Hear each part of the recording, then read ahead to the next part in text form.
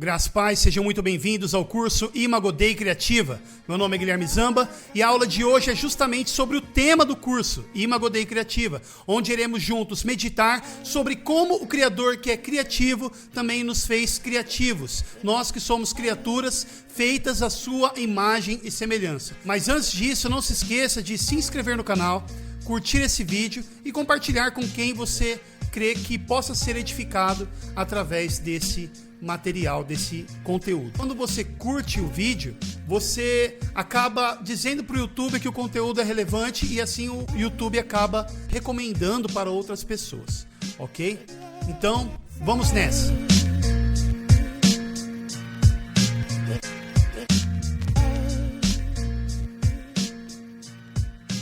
Imago Dei Criativa. Pois tu me formaste o meu interior, tu me teceste no ventre da minha mãe. Graças te dou, visto que de modo assombrosamente maravilhoso me formaste. As tuas obras são admiráveis e a minha alma o sabe muito bem. Salmo de número 139, versículo 13 e 14. Então, interpretando a imagem e semelhança como sinônimos e dentre o significado amplo do que significa ser criado à imagem e semelhança de Deus, destaca o fato do ser humano ter sido criado de modo especial pelo Criador. De modo esse que nos distingue das demais criaturas. Vou deixar aqui no mudo, para não ficar pitando. E em determinados aspectos, somos como Deus, pois Ele compartilhou conosco atributos que pertencem a Ele, tais como a racionalidade, a sabedoria, o senso de justiça, a moralidade e o amor, entre outros. E um atributo comunicável que recebemos de Deus, o Criador, é justamente o atributo da criatividade. Dentre os vários objetivos de Deus para ter criado o homem, eu destaco que o principal que o homem foi criado é para adorar a Deus e viver em comunhão com Ele. Mas não posso deixar de dizer que também fomos criados para criar. E podemos adorar a Deus contemplando as maravilhas de sua criação, sendo que também podemos adorar a Deus com o dom que Ele nos deu para criar. Podemos adorar a Deus por meio de nossa criatividade, por meio da nossa criação. Por meio de nossa criação, a imagem de Deus em nós é evidenciada diante do cosmos. Nossa criatividade é um aspecto da imagem de Deus. Mas criar ex nihilo, ou seja, do nada, como vai dizer Heber Campos Jr., é uma atividade estritamente divina. Ou seja, nós somente podemos criar a partir daquilo que Deus criou. Vemos então que recebemos não somente os dons, mas também a matéria-prima para a criação humana, além das ferramentas e recursos necessários que poderão nos ajudar, como por exemplo, as ferramentas e ensinamentos que foram criados e desenvolvidos por outros homens. Assim nós vemos que há uma diferença entre a criação de Deus e a nossa. Deus criou do nada. No relato da criação, nós vemos Deus trazendo o cosmos à existência a partir do nada por meio de sua palavra. Não havia nada que ele pudesse utilizar como matéria-prima em sua criação. Jordan Weiner vai dizer que, abrindo aspas aqui, que Deus criou em 6 dias. E o que ele criou é impressionante. Mas, igualmente surpreendente, é o que ele não criou. Como assim? Ou seja, ele vai dizer que ele criou animais, mas não lhe deu nomes. Ele criou a terra, mas não criou sistemas de irrigação. Ele criou estrelas, mas ele não desenvolveu um aplicativo de iPhone que só em apontar para as estrelas, por meio desse computador que cabe no bolso, que é o nosso smartphone, que podemos ver o nome das estrelas no céu. Então, depois de trabalhar por 6 dias, Deus deixou a terra bem subdesenvolvida e sem cultivo. Ele criou uma tela e então nos chama para juntos preenchê-la junto dele. Fecha aspas. Então, nós somos criadores construindo sobre a criação de Deus. Nós criamos de maneira derivada. O homem cria, como vai dizer Emílio Garofalo, novas realidades, ainda que apenas na imaginação. Assim como elabora criativamente sobre o que Deus já criou, fazendo relógios cucos, a partir de madeira, filmes e fotos a partir de luz sobre uma mídia fotossensível, carros de Fórmula 1 a partir de compostos de carbono e assim por diante. Fecha aspas. Então nós vemos que até mesmo a nossa imaginação, quando se encontra em ação, ao imaginar um mundo ficcional, só pode imaginar a partir de elementos do mundo real. Por exemplo, nós não conseguimos imaginar uma cor que não existe no mundo real. Francis Schaeffer vai dizer que os cristãos devem destacar-se por serem os mais vivos, com imaginação absolutamente efervescente, com dinamismo, para produzir algo diferente nesse mundo que Deus criou, porque Deus nos criou para sermos criativos. Fecha aspas. E sobre a nossa imaginação, ela é um reflexo da nossa criatividade, que revela outro elemento importante, que é a admiração. Pois, além de criar, podemos admirar a criação, a nossa e a de Deus, e a dos outros também, dos outros seres humanos.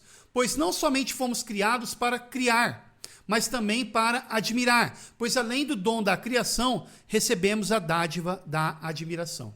Paul Tripp vai dizer que não apenas vivemos num mundo que inspira admiração, também fomos criados com poderosos portais para a admiração, de modo a assimilar a admiração que o nosso coração deseja. Nosso cérebro e os nossos ouvidos podem distinguir entre a bela música e o barulho. Podemos ouvir o sutil gotejar de um pequeno pássaro e o corvejar irritante de um corvo.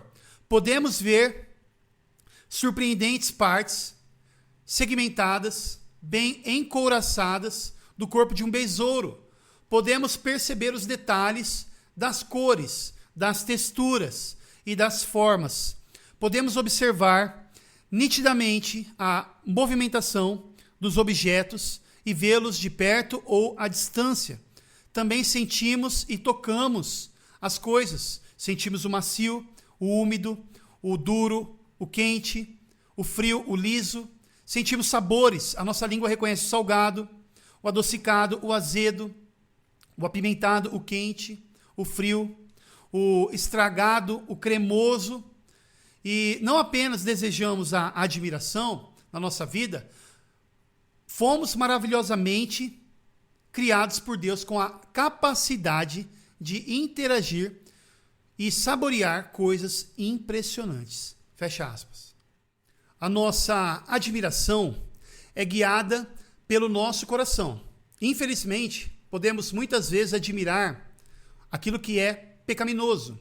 E é exatamente isso que fazemos toda vez que pecamos. Pois quando caímos em pecado, admiramos mais o pecado do que a lei de Deus e, consequentemente, o próprio Deus. Mas, pela graça do Senhor, não perdemos a imagem de Deus. E é por isso que podemos ainda admirar o que é belo e bom. E isso entre os crentes e descrentes. Pois somente aqueles que foram regenerados, os quais receberam uma renovação da mente, podem ter de fato prazer na lei de Deus, odiando o que é mal e tendo prazer naquilo que Deus deseja para nós. E contra as armadilhas do mundo, da carne e do diabo, devemos ter a palavra do Senhor enraizada em nós, pois muitas coisas que podem ser admiradas contêm elementos de beleza, porém com uma mensagem ou elementos pecaminosos. Nisso, nós vemos que o homem caído se utiliza dos próprios dons que recebeu de Deus para se rebelar contra o seu Criador. E ainda sobre a questão da admiração, Paul Tripp vai dizer que, vai nos alertar, melhor dizendo, ao dizer que Deus planejou-nos com a capacidade de admirar a sua criação. Porém, a admiração não pode e não deve ser um fim em si mesmo. Ou seja, ao contemplarmos a criação, devemos contemplar acima de tudo o artista último, que é Deus, que é o único digno de adoração.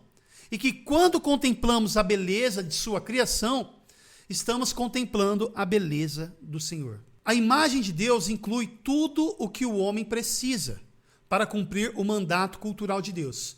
Isso inclui os dons e talentos intelectuais e criativos que fazem parte da natureza humana. E sobre isso, Turnal vai dizer que quando produzimos cultura, nós refletimos a Deus ao mimetizar a sua gigantesca criatividade em uma escala em miniatura. Nós temos a habilidade inata de criar como Deus, mas como criaturas e de modo derivado. Fecha aspas. Então, sendo receptivamente criativos, devemos administrar o amor de Deus, a sua criação, promovendo o desenvolvimento da bondade e verdade e beleza encontrados ali na criação de Deus em virtude da reflexão da beleza, verdade e bondade de Deus, que é o Criador. Fecha aspas. Então, o ser humano, hoje eu estou com bastante, não sei se vocês perceberam aqui, né? Hoje eu estou com bastante referência. E, na verdade, tudo é uma grande referência aqui, né? Pois esse curso foi criado sobre ombros de gigantes que trataram desse assunto que eu busco aprender com eles. Ah, e outra coisa, né? Vou deixar também uma bibliografia no final do curso, ok? Então, o ser humano tem dentro de si um impulso criativo que pode ser bem ou mal administrado. Mas uma característica comum a Deus e ao homem é o desejo e a capacidade de criar coisas. E isso pode ser observado desde a tenra idade, nos bebês, nas crianças, que rabiscam paredes, não primariamente para fazer arte, no sentido de travessura, né? Mas porque, de alguma forma, os bebês, as crianças querem se expressar através daquilo. Como também contemplar as cores e os riscos de seus rabiscos e desenhos e criar uma realidade fundamental, que é a realidade do Homo Faber, que é o homem criador, o homem fazedor, que não é apenas Homo sapiens e que define de maneira única o nosso papel na criação, como vai dizer Makoto Fujimura. Nós somos criados para ser criativos. Somos, por natureza, criadores criativos. Fecha aspas.